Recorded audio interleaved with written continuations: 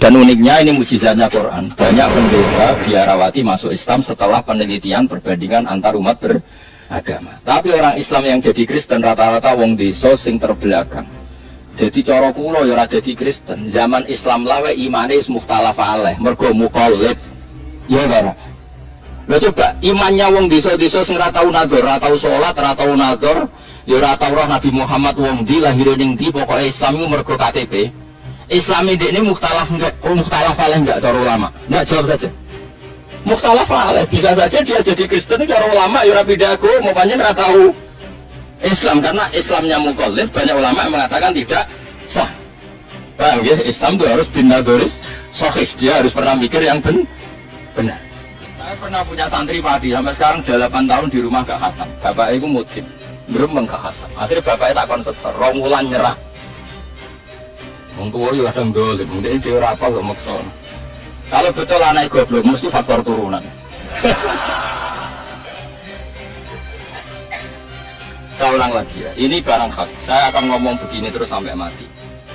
Sampai mati, sampai ketemu pangeran. Sebenarnya Allah itu fair. Allah berkali-kali ngendikan gini, ini di awal surat Juz 26 lah. Qul ara'aytum ma tad'una min dunillah aruni madza khalaqu minal ardi am lahum syirkun fis samawat. Kata Allah, enggak apa-apa, saya ada Tuhan, enggak apa-apa. Tapi yang kamu anggap Tuhan, tunjukkan reputasinya. Apa mereka bikin langit dan bumi? Kalau misalnya enggak kuat bikin langit bumi, urun ya. Am lahum syirkun fis samawat, urun semen sitok, sementing urun. Misalnya Yesus kamu katakan Tuhan, apa ikut menciptakan bumi? Lahirnya di bumi, berarti bumi sudah ada. Fir'aun lahirnya di bumi, ada tanggalnya sebelum Masehi berapa tahun. Kecuali ini, Fir'aun lahirnya di awang-awang, ngono langit bumi.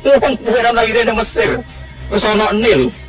Ucuk-ucuk jadi pangeran apa lo gawe kok jadi. Sebenarnya pangeran terus fair, aruni mereka apa? Mereka Tuhan gak apa-apa, kamu aruni madza khalaqu minal ardi. Tunjukkan ke saya reputasinya gawe langit bumi kok apa? Ada iso gawe urun. Am lahum syirkun sama urun. Syirkun urun. Jadi Tuhan itu fair. Tapi ayat-ayat ini gak populer. Mubalek mau nerang wong ayat ana mati dalil kullu nafsin dha'iqatul maut. Nah ana wong kawin wa min ayati. Nah ana wong sunat wa mayarghabu amillati Ibrahim ila man safiyan apa? Makanya seperti ini akan ditutup Jibril. Karena kenapa Quran jadi 3 ayat? Nah, hati-hati, mesti dihisab. Orang paling minim dihisab Jibril itu saya, karena masih utuh 30 juz. Yang Quran udah ditolong ayat itu terus. Coba sekarang, sama tak cerita nih. Orang-orang yang cerdas di Mekah kayak Jubair bin Mut'im bin Adi. Mut'im bin Adi itu cerdas di Mekah. Mut'im bin Adi itu filosof, pakar.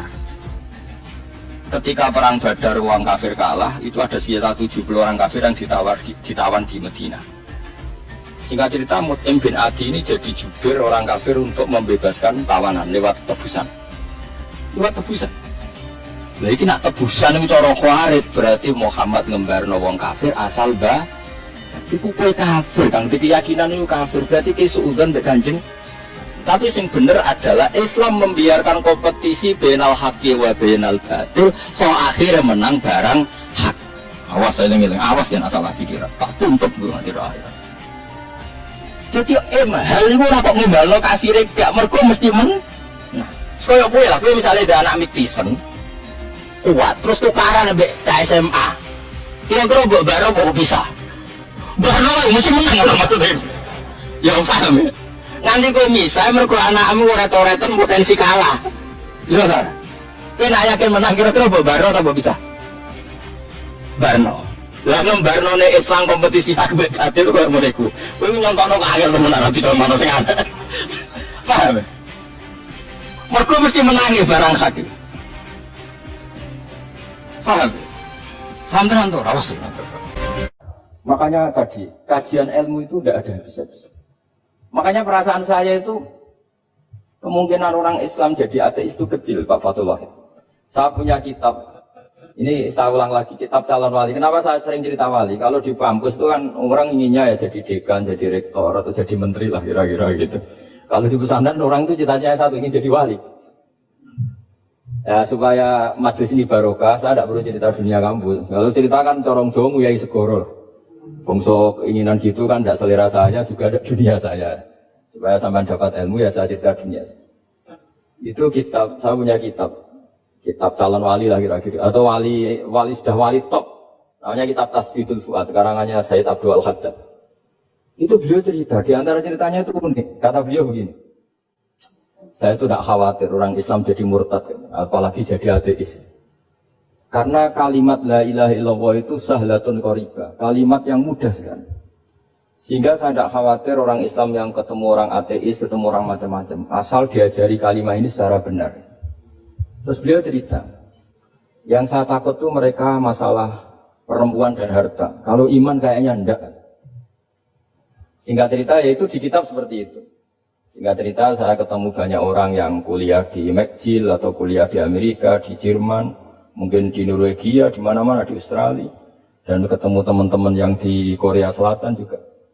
Mereka itu orang kebanyakan yang nyuwun sewu enggak keluarga kiai, tapi mereka enggak ada yang enggak tetap iman. Ketika saya tanya, kenapa Anda tetap iman? Padahal ada beberapa negara yang lebih stabil, lebih makmur dibanding negara yang mengklaim sebagai negara Islam. Itu cara berpikir ya sederhana. Enggak lah Gus, kayaknya kok Tuhan kok ada tanggal lahirnya? Enggak lah, kayaknya yang namanya Tuhan tuh ya awal lah. Masa pencipta langit bumi dituhani orang yang lahirnya di bumi, kayak enggak lah kayaknya. Jadi ya berpikir sederhana. Padahal ya kurang ajarnya Masya Allah. Anak ini ya dugem yang macam-macam, tapi kalau ditanya disuruh yang lain enggak mau dia. Enggak lah, kayak yang benar tetap Islam. Karena kalimat ini, yaitu tadi eksistensi Tuhan, tadi eksistensi Allah itu. La ilaha illallah itu kalimatun sahlah, kalimatun qoribah, kalimat yang begitu mudah difahami. Kenapa mudah difahami? Misalnya kita ngaji, Tuhan itu siapa? Yang menciptakan langit dan bumi. Dengan misalnya perbandingan Tuhan itu siapa? Yang lahir di bumi tahun sekian. Enak mana cara kita menerima itu? Kan keren yang menciptakan langit dan bumi. Tuhan itu siapa? Yang ada sebelum langit dan bumi. Dengan misalnya Tuhan adalah yang lahir di bumi. Keren mana itu? Nah, bayangkan kalau kita punya Tuhan Fir'aun. Sudah mati jadi tontonan kan, terus gak keren maksudnya punya Tuhan kok seperti itu. Nah ini yang katanya Sayyid Abdul Haddad, kalimat ini sahlatun qoribah. Sehingga kalimat ini pula yang kita dilatih, la ilaha illallah kalimatu haqqin 'alaiha nahya wa 'alaiha namut wa 'alaiha nub'ats atau wa biha nub'ats insyaallah taala minal aminin. Nah, saya sebetulnya tadi datang itu tidak ingin menjelaskan ini, tapi tadi kata Pak Fathul Wahid, ilmu itu kalau dikaji tambah hari tambah mudah, karena perangkat untuk menemukan bulan itu misalnya nggak rata itu gampang sekali. Pakai teori pemandangan ya bisa, pakai teori gambar juga bisa. Kalau teori pemandangan tadi, kalau kita bisa melihat mobil 2 meter masih kelihatan 2 meter, itu dengan jarak berapa masih orisinil seperti itu. Tambah jauh, tambah tidak kelihatan, tambah jauh, tambah. Nah ternyata setelah 5 kilo misalnya tidak kelihatan. Berarti untuk jumlah 2 meter hilang per 5 kilo. Nah berarti kalau bulan masih kelihatan segitu, berarti jarak kita dan bulan kira-kira sekian ribu kilo. Itu bisa dihitung, itu tambah teknologi. Makanya sebetulnya teknologi itu nyumbang itu nggak sampai 30%. Yang paling banyak ya sains tadi, pengetahuan itu yang tadi orang menemukan pesawat. Itu kontribusi terbesar tetap pengetahuan. Misalnya pesawat dari bahan ini kalau kecepatan sekian kena angin pecah enggak. Tetap pengetahuan yang menopang itu. Teknologi kan paling mengantar supaya pesawat kecepatan sekian didorong mesin sekian dengan apa begitu. Nah, pesantren seperti kita, saya ini dididik Mbah Mun, dididik bapak saya, buyut-buyut saya, kiai. Itu sekali alim.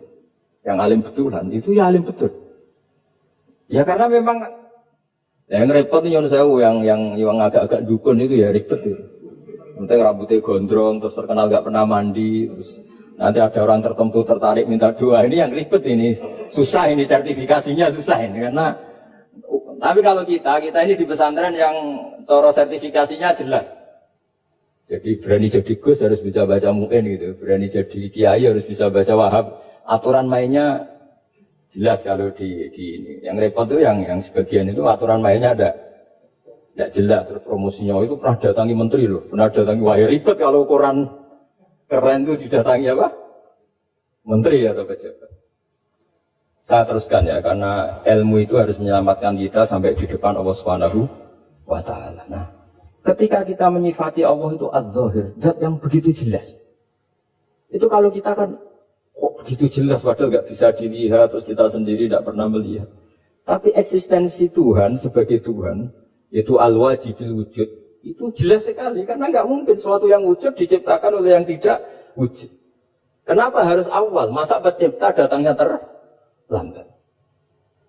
Terus juga harus bakok itu abadi atau al-akhir kalau dalam bahasa Quran. Masa zat yang superior kemudian kalah sama yang diciptakan. Berarti nanti ada kekuatan besar yang mengalahkan Tuhan. Ya kan aneh, kekuatan ini dalam kendalinya kemudian Allah kalah kan tidak mungkin. Makanya disebut al-akhir. Allah pasti tidak ada yang mengalahkan. Terus diantaranya lagi disebut qiyamuhu binafsihi. Kalau dalam bahasa Quran disebut al-qayyum. Zat yang berdiri sendiri. Gak boleh Tuhan butuh yang lain. Kalau butuh yang lain berarti bergantung pada yang lain. Dan nggak usah jadi Tuhan lah kalau masih butuh yang lain.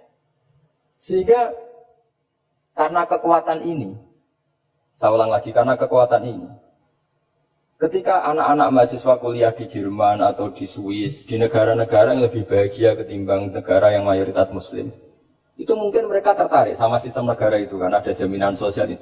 Tapi nggak pernah tertarik sama Tuhannya negara itu, karena dihitung-hitung tadi Tuhannya mesti keren kita gitu. Jadi, ini cerita ke saya Abdul Haddad. Kata Abdul Haddad, kamu tidak usah khawatir lah umat Islam murtad atau jadi ateis gitu. Karena penjelasan tauhid Islam itu begitu jelas. Jadi by design manusia itu pasti nerima tauhid kira-kira gitu. Jadi ini pentingnya ad-dhahir. Jadi Allah itu begitu apa? Jelas. Tapi Allah juga mensifati dirinya al-batin. Ya, al-batin itu gak mudah dikenali. Kenapa? Karena tubuh kita desainnya ini profan. Tubuh kita tidak sempurna, rentan. Nah, tentu sesuatu yang tidak sempurna ini tidak bisa melihat zat yang super apa? Sempurna. Kita bisa rusak sementara Allah tidak. Nah karena alasannya tubuh kita ini didesain untuk rusak, maka di surga itu keyakinan para ulama orang bisa melihat Allah karena desain tubuhnya sudah dirubah dari desain profan menjadi keabadian.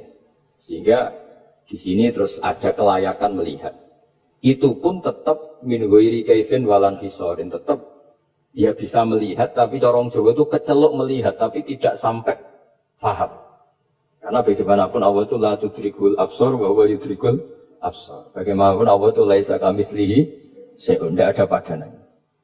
Jadi makanya Allah punya sisi ad-dhahir bisa dikenali sekali. Kenapa ya? Nisbatus naini wal arba'ah ila ma la nihayata laha itu nisbatul far'i ilal